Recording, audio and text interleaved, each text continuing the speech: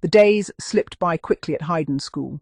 Within a fortnight, the new first-year boys had settled into Ash House.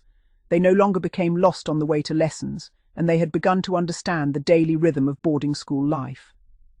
Peter, Andrew, Simon and David found themselves enjoying being among the older boys.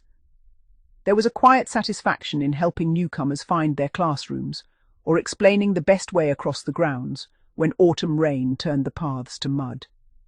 Mrs. Bellamy often smiled as she watched them. "You've all grown up this past year," she remarked one evening. "You've become exactly the sort of boys Hayen hopes to produce." David smiled modestly. "We've had good people to learn from." Mrs. Bellamy nodded. "And never stop learning."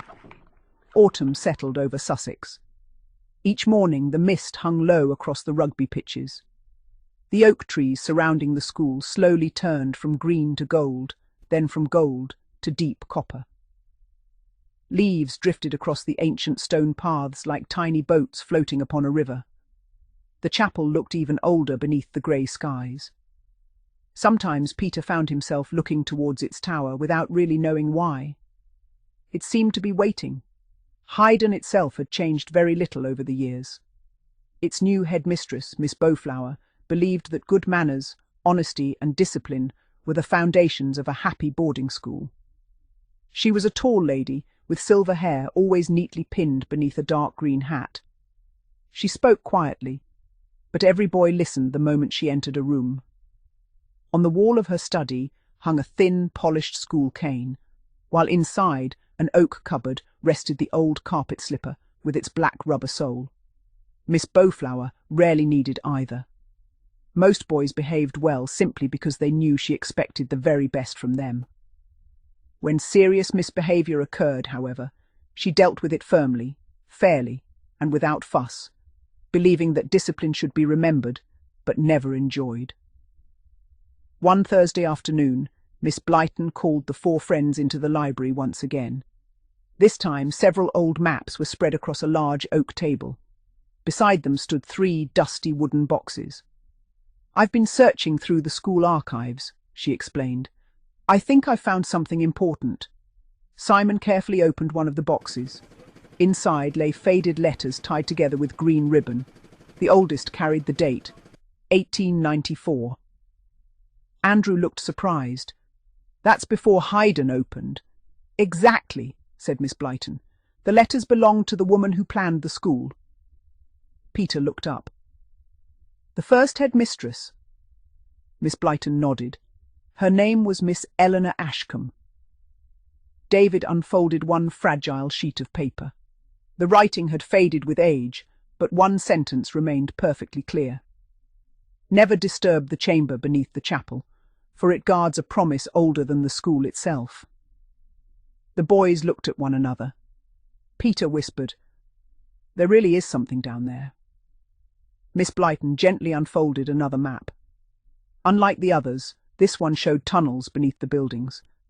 Peter recognized one passage immediately. "We've been here." His finger rested upon the hidden tunnel they had discovered the previous year. Miss Blyton smiled. "Yes. But look," she pointed further underground. The tunnel simply stopped. "It can't end there," Simon said. "No." "I don't think it does." Miss Blyton reached into the final box. Inside lay an old brass compass. Its glass face had cracked long ago. "What does it do?" asked Andrew. "I don't know. But according to Miss Ashcombe," she opened one of the letters, "it never points north." David carefully lifted the compass. The needle spun wildly, then settled, not towards the north, not towards the south. Instead, it pointed directly at the chapel wall. "That's impossible," Peter murmured. Miss Blyton smiled. "Hayen has never cared very much about what is possible." As the boys prepared to leave the library, the distant sound of footsteps echoed through the corridor. Miss Bowflower passed the open doorway carrying a bundle of school papers. The polished cane rested beneath one arm as she walked towards her study. She paused only long enough to smile at Miss Blyton. "Good afternoon. I hope our young gentlemen are keeping out of mischief. They're trying their best, Miss Blyton replied with a smile. I should hope so, said Miss Bowflower warmly. The slipper and cane are happiest when left quietly where they belong. The boys exchanged nervous smiles after she had gone. She always knows exactly what everyone is doing, whispered Andrew. I think she has eyes in the back of her head, Simon replied. Later that evening, the four friends quietly crossed the school grounds. The setting sun painted the old buildings orange and gold. Everything was peaceful, until they reached the cedar tree. The compass needle suddenly began spinning again, round and round, faster than before. Simon stared. It's doing something. David stepped closer to the tree. It wasn't like this last year. Then Peter noticed something strange. One of the great roots had moved.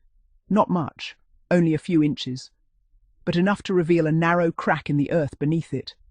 Andrew knelt down. I've never seen that before. Peter brushed away damp leaves. Hidden beneath them was a flat stone carved with the same ancient symbol they had seen on the standing stone. A circle, surrounding a five-pointed star. David carefully pushed against it. Nothing happened. Simon tried. Still nothing. Peter reached into his pocket. He pulled out the tiny brass key the raven had dropped on his windowsill. I've still got it. The others stared. It can't.